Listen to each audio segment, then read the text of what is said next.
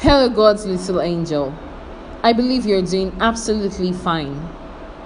Our class on religious studies today will be the story of how God saves his people.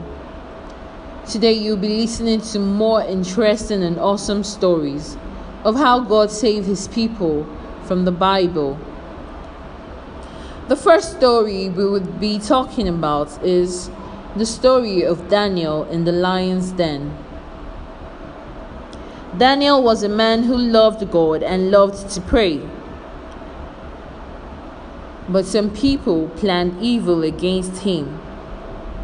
Those people were people who hated Daniel and hated that he loved praying to God.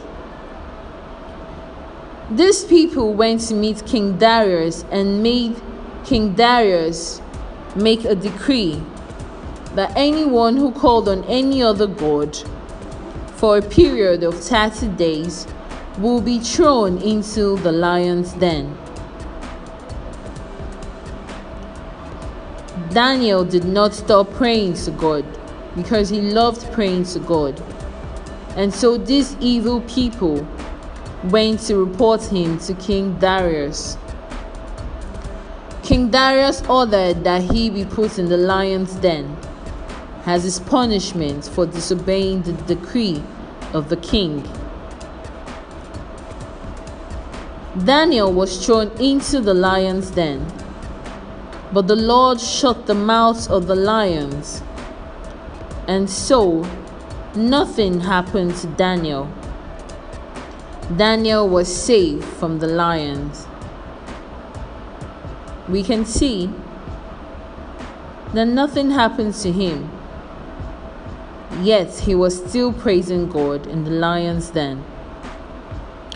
So when those who planned against Daniel saw this, and the king saw it too, the king ordered that all of them be thrown into the lion's den, and they were all eaten up together with their families.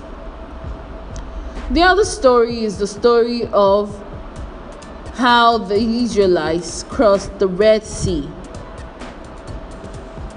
The Israelites faced oppression in the hands of the Egyptians. And you know how the Lord hates his children being oppressed or hurt or intimidated. So they cried to the Lord, and the Lord sent Moses to deliver them from captivity. Moses took them out of Egypt, but they had to cross the Red Sea to be freed from the Egyptians.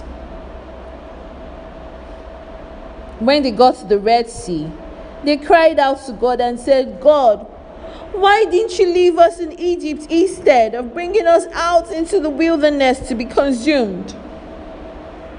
But then God told Moses to stretch out the rod, and it divided, and the Israelites were able to part and cross the Red Sea. That was how God saved his people from danger. He saved them, and the Egyptians and the chariots all drowned in the Red Sea when they tried to pursue them. That was how God saved his people from the hands of the Egyptians.